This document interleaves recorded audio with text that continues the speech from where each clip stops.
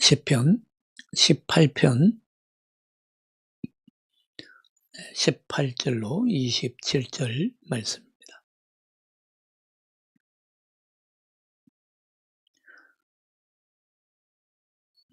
제가 봉독해 드립니다. 그들이 나의 재앙의 날에 내게 이르렀으나 여호와께서 나의 의지가 되셨도다. 나를 넓은 곳으로 인도하시고 나를 기뻐하심으로 나를 구원하셨도다.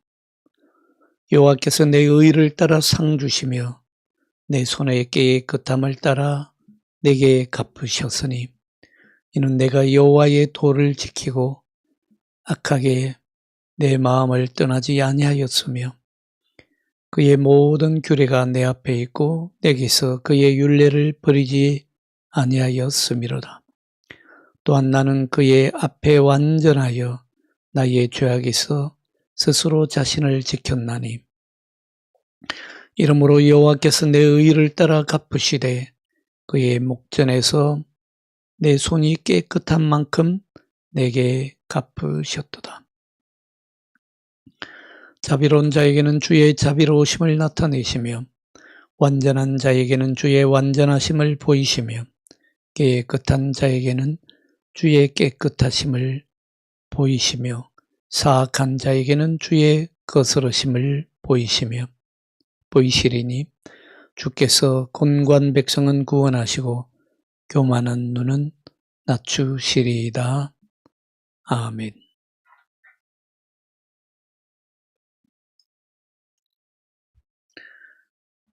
네.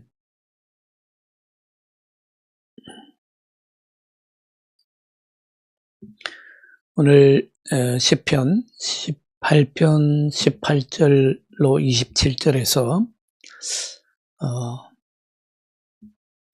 우리가 하나님께서 실제로 임재하시는 그런 장면을 두 눈으로 보는 것처럼 아주 장엄한 광경이 펼쳐지는 것을 볼 수 있습니다.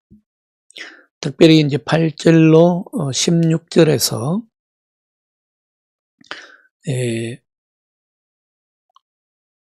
우리가 이미 보셨듯이 자연재해나 자연의 장엄한 광경을 통해서 하나님께서 임재하시는 그런 모습을 볼 수 있는데요. 여러분, 하나님이 만약에 실제로 이 땅에 임재하시고 나타나신다면 어떻겠습니까?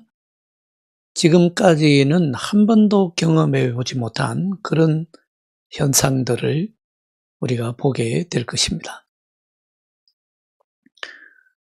그리고 지금까지 우리가 안전하다고 믿어왔던 모든 일들이 그 근본에서부터 뒤흔들리게 될 것입니다.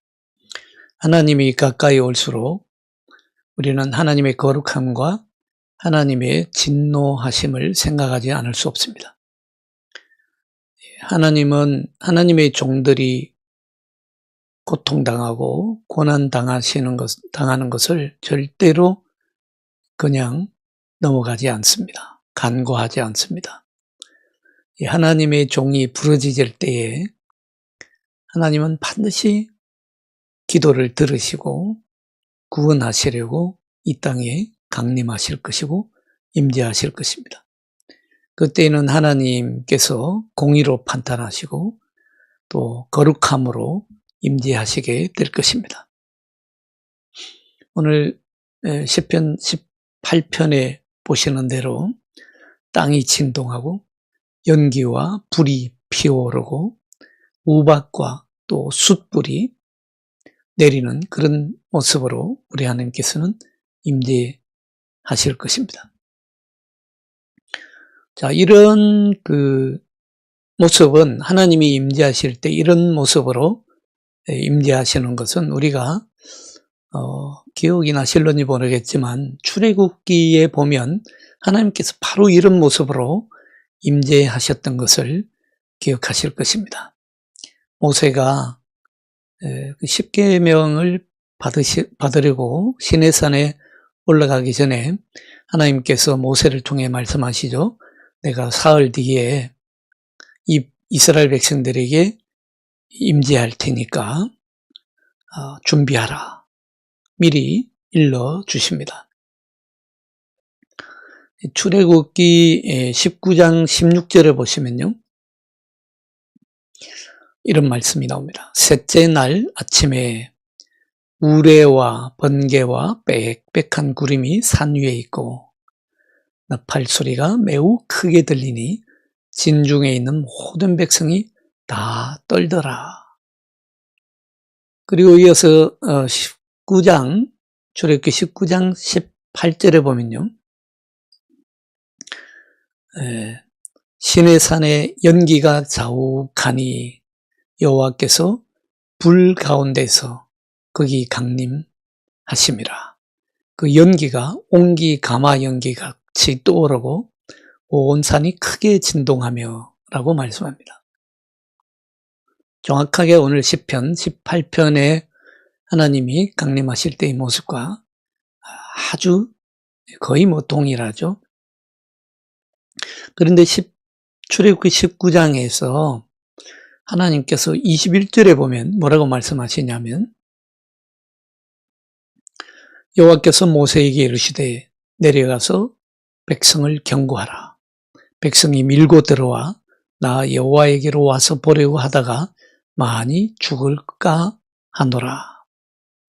하나님께서 이런 모습으로 임재하시면서 임재하시는 데에 불이 일어나고 우레가 일어나고 번개가 일어나고 이런 모습으로 임재하시는데 하나님께서 왜 이런 모습으로 임재하실까요? 이스라엘 백성들을 겁주기 위해서 그러실까요? 하나님은 높으신 분이시니까 이스라엘 백성들이 감히 하나님께 접근도 못하시게 하시기 위해서 이러셨을까요? 그렇지 않습니다. 그 전후 맥락을 보면 하나님이 이러시는 이유를 우리가 잘 알 수 있습니다. 출애굽기 20장에서 하나님은 이스라엘 백성들에게 십계명을 주시잖아요. 그 십계명을 주시는데 십계명이 뭡니까? 십계명은 이스라엘 백성들을 거룩하게 하시기 위해서 주신 계명의 말씀이잖아요. 십계명 자체가 구약에서는 생명의 말씀입니다. 하나님의 거룩한 말씀이죠. 그래서 이 거룩한 하나님의 말씀, 생명의 말씀을 받기 위해서는 먼저 이스라엘 백성들이 거룩한 백성으로 거듭나야 했습니다. 더 이상 노예 생활에 찌들고 노예적인 습관에 찌들어서 종의 습성에 찌들어 있는 그런 백성들이 아니라 정말 하나님의 언약의 백성, 거룩한 백성으로 거듭나야 했습니다. 그래서 하나님은 출애굽기 19장에서 모세를 시내산으로 부르시기 전에 먼저 이스라엘 백성들로 하여금 옷을 빨게 하십니다. 그리고 성결하게 하십니다. 여인을 가까이 하지 못하게 하십니다. 그리고 시내산 주위에 경계를 정하시고 이스라엘 백성들이 그 경계를 함부로 침범해서 산에 오르지 못하게 합니다. 하나님께서 이렇게 철저하게 이스라엘 백성들을 준비시키신 이유는 단 한 가지입니다. 이스라엘 백성들이 죽지 않고 살게 하기 위해서입니다. 살아가되 그냥 세상 되어지는 대로 시간이 가는 대로 세상의 물결대로 살아가는 것이 아니라 여러분 주의 깊게 들으시기 바랍니다. 거룩하게 살게 하기 위해서 이스라엘 백성들이 거룩한 백성으로 살게 하시려고 하신 것입니다. 단순히 목숨을 연명하는 그런 삶이 아니라 하나님의 거룩한 백성으로 하나님 앞에서 거룩한 백성이 되어 살기를 원하시기 때문에 하나님 앞에서 거룩한 백성이 되어서 거룩한 삶을 살 뿐만 아니라 또 모든 민족들을 대신해서 거룩한 제사장 나라로 살게 하시기 위해서였습니다.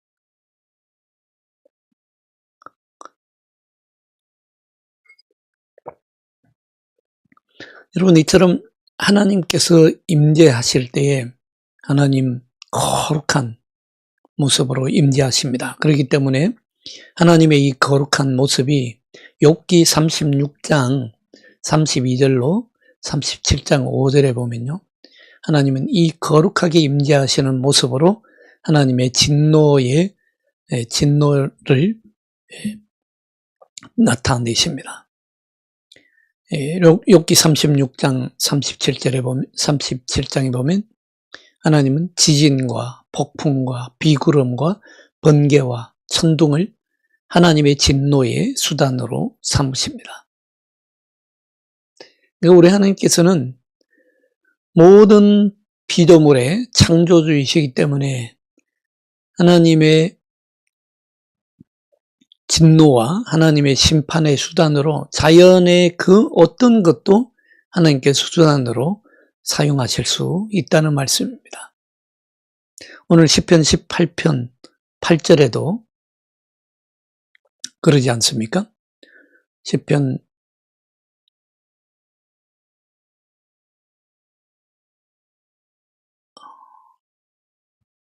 18편 8절에도 보면 맹렬히 진노하시는 하나님의 꾸지람과 콧김만으로도 천지가 진동하고 변한다라고 말씀하고 있습니다.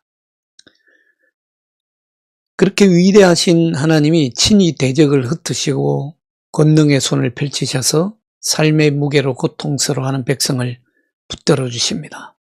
고난당하는 하나님의 종들을 구원하십니다. 그런 만큼 하나님의 구원은 감격스러운 것이고 하나님의 종은 그런 만큼 하나님께 소중한 존재들인 것입니다. 자, 하나님의 임재가 그렇기 때문에 불의한 자들에게는 인간으로서는 도저히 감당할 수 없는 그런 심판이 되겠으나, 그러나 하나님의 백성, 하나님의 종들에게는 하나님께서 그렇게 거룩한 모습으로 임재하시는 모습이 바로 그날이 구원의 날이고 하나님의 날인 것입니다. 하나님의 의가 이루어지는 날이고 하나님의 공의가 비로소 바로 세워지는 날인 것입니다.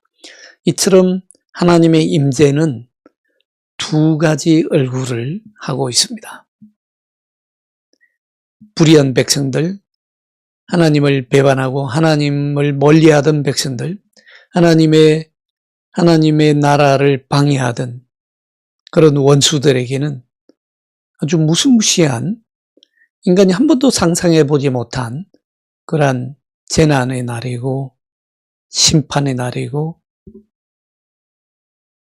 하나님의 판단의 날이 되겠지만, 그러나 하나님의 의로운 백성들, 하나님의 종들에게는 그날이 바로 하나님의 의가 세워진 날이고 하나님의 구원의 날입니다. 오늘 시편 18편 17절로 20절에서는 바로 그런 하나님의 임재의 두 가지 얼굴을 노래하고 있습니다. 그런데 곰곰이 생각해 보면 하나님이 실제로 진짜 두 가지 얼굴을 하고 있어서 그럴까요? 하나님이 진짜 두 가지 얼굴을 하고 있어서 그렇지는 않습니다. 하나님은 항상 동일하신 하나님이시고 어제나 오늘이나 변함이 없으신 하나님이시죠.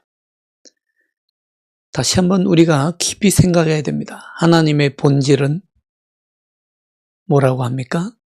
하나님의 본질은 사랑입니다. 이걸 우리가 꼭 기억해야 됩니다. 하나님의 본질은 사랑이기 때문에 하나님의 얼굴은 언제나 사랑의 얼굴입니다. 하나님은 우리를 망하게 하시는 길로 인도하시지 않고 하나님은 우리를 살리시는 길로, 그냥 살 뿐만 아니라 운명에 맡겨진 인생이 아니라 거룩한 백성으로 살게 하시는 길이 하나님의 의도이고 하나님의 뜻입니다. 그렇기 때문에 하나님은 언제나 사랑의 얼굴이십니다. 그런데 왜 하나님께서 임재하실 때에 이런 두 가지 모습으로 보일까요?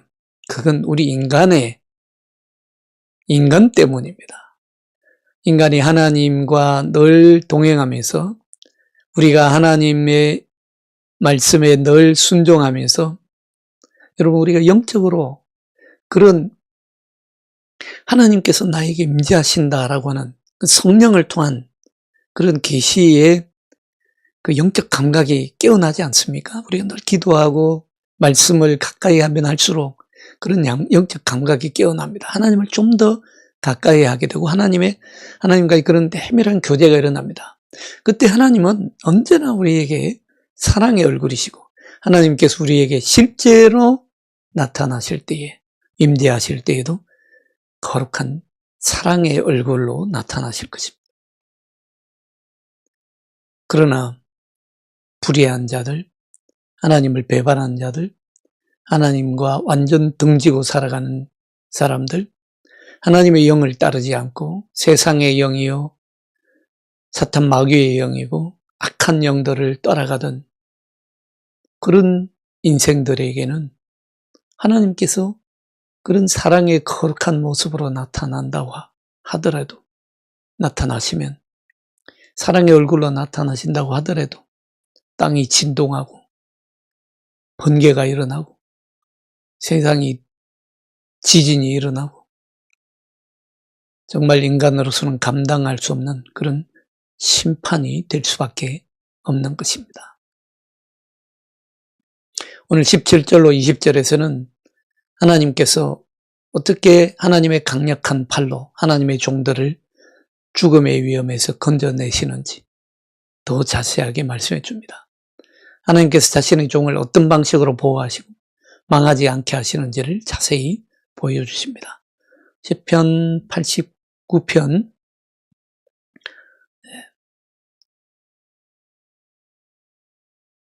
13절에 보면 주의 팔에 능력이 있사오며 주의 손은 강하고 주의 오른손은 높이 들리우셨나이다. 하나님의 능력의 팔로, 하나님의 구원의 팔로 하나님께서 손을 높이 드셨다는 것입니다.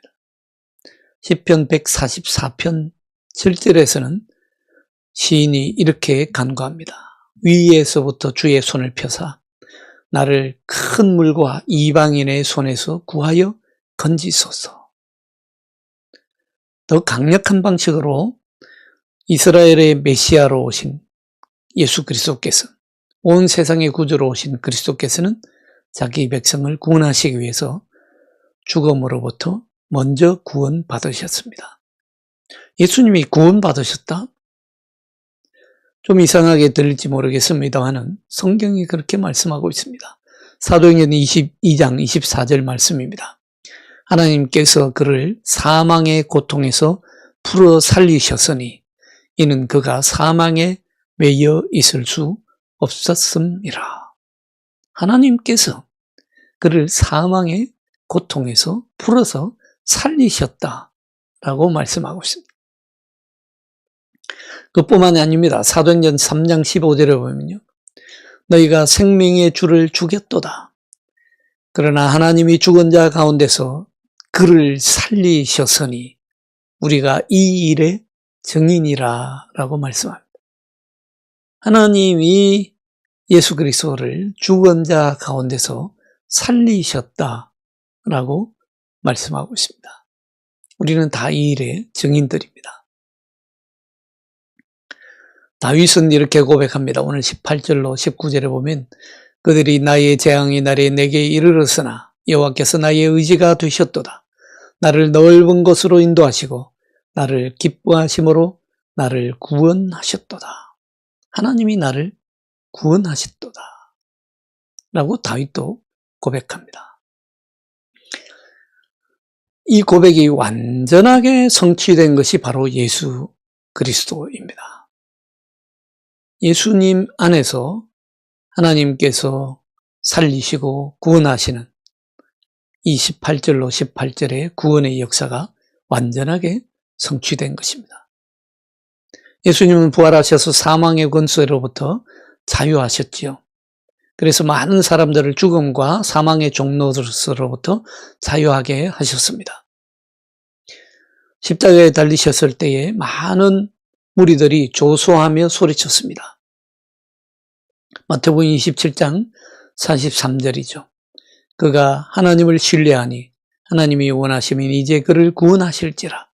그의 말이 나는 하나님의 아들이라 하였도다. 그러니까 너가 하나님 믿으니까 하나님이 원하시면 너를 구원해 주실 게 아니냐라고 조소와 조롱을 퍼부었다는 것이죠. 네가 하나님의 아들이라 하지 않았느냐? 그런데 왜 십자가에서 죽어가느냐? 조소하고 조롱했습니다. 그러나 하나님은 예수 그리스도를 죽음으로부터 부활시키심으로써 이에 응답하셨습니다.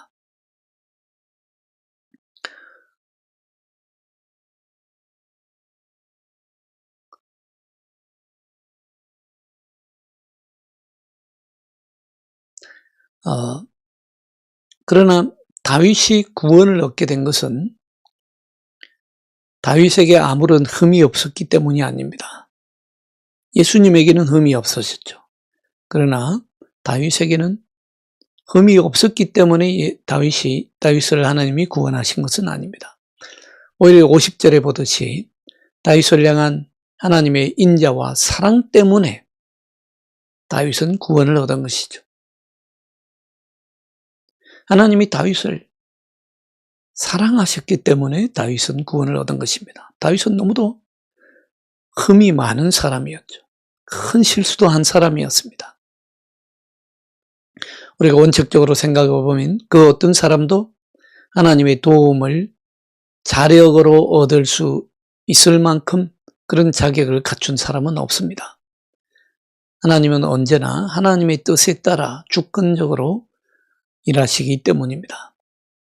자, 그런가 하면 믿는 사람이 하나님의 말씀을 신실하게 지키고 불의의 자리에 앉지 아니하고 하나님의 의의 길로 가면 보상으로 주어지는 의가 있습니다.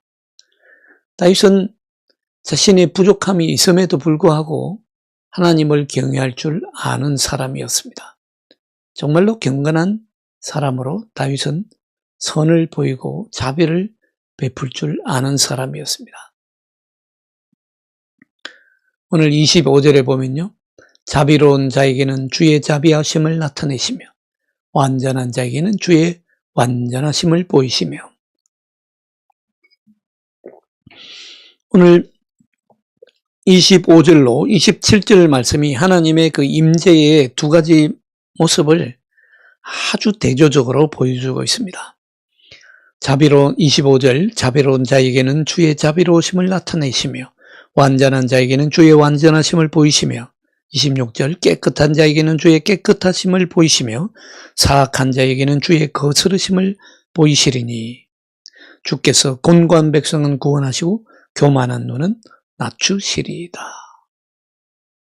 하나님께서 의로운 사람에게는 의를 드러내시고 불의한 자에게는 하나님께서 거스르시는 모습으로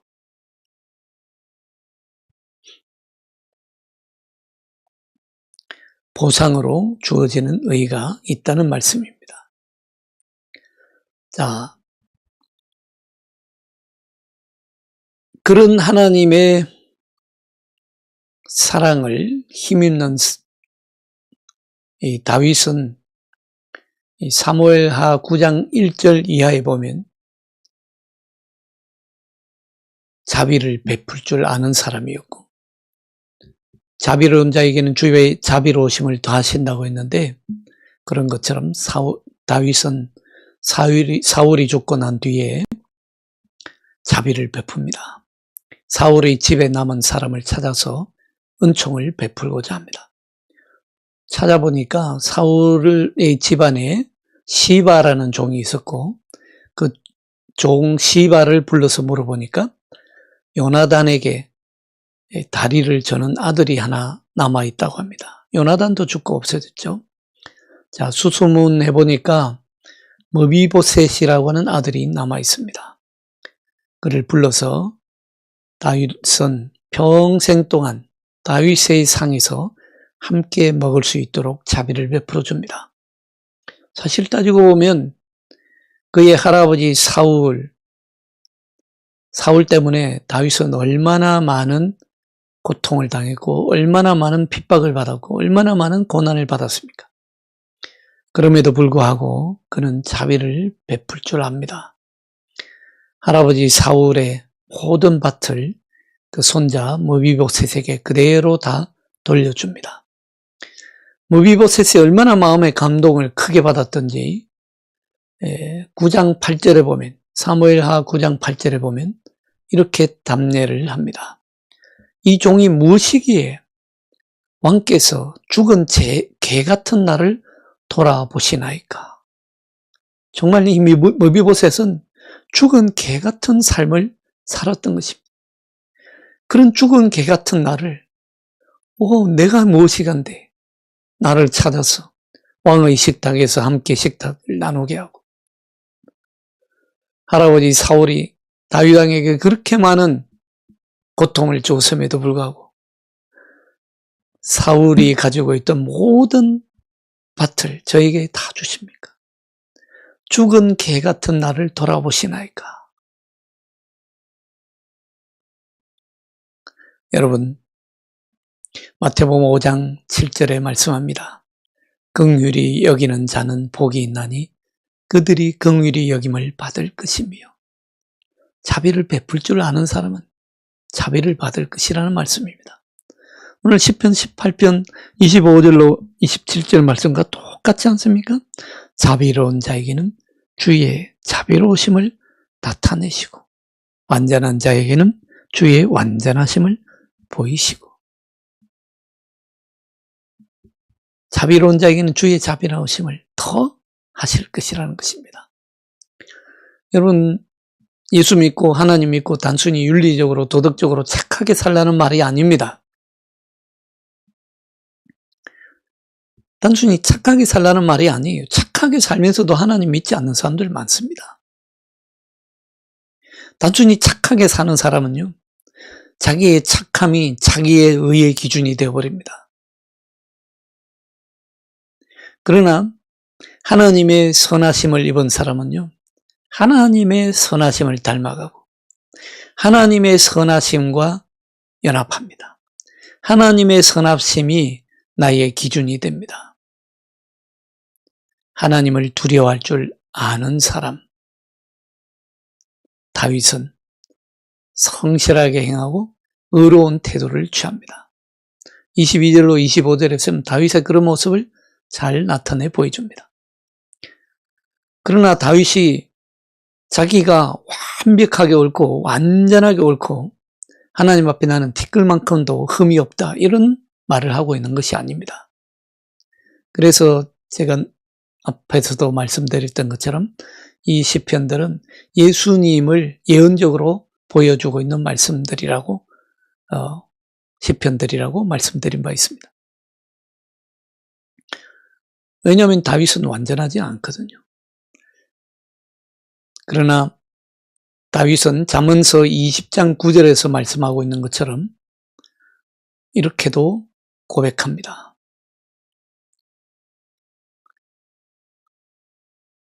내가 내 마음을 정하게 하였다. 내 죄를 깨끗하게 하였다 할 자가 누구입니까? 다윗은 자신에게 불의함이 있음을 잘 알고 있습니다.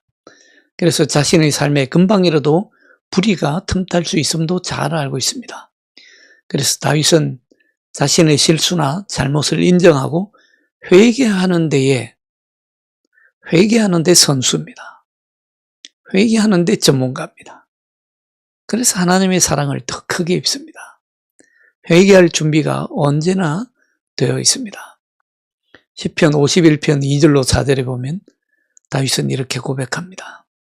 나의 죄악을 맑게 씻으시며 나의 죄를 깨끗이 제하소서. 물은 나는 내 죄가를 아오니 내 죄가 항상 내 앞에 있나이다. 내가 죽기만 범죄하여 주의 목전에서 악을 행하여 사오니 주께서 말씀하실 때에 의로우시다 하고 주께서 심판하실 때에 순전하시다 하리이다.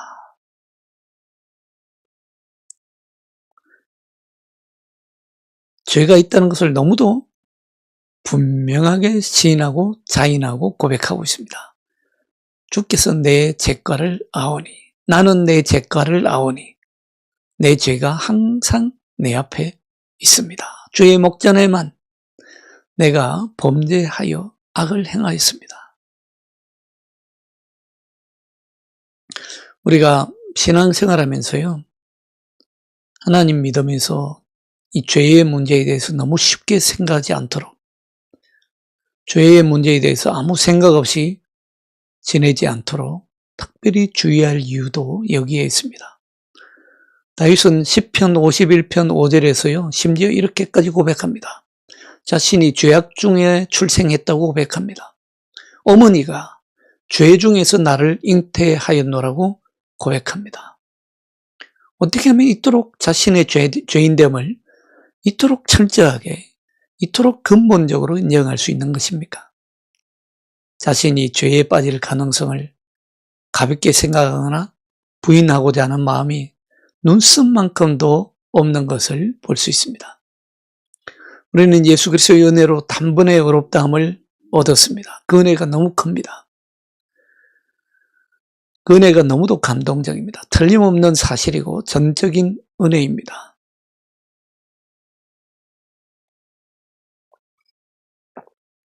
그런데 문제는 우리가 그 은혜를 어떻게 받아들이느냐 하는 문제입니다.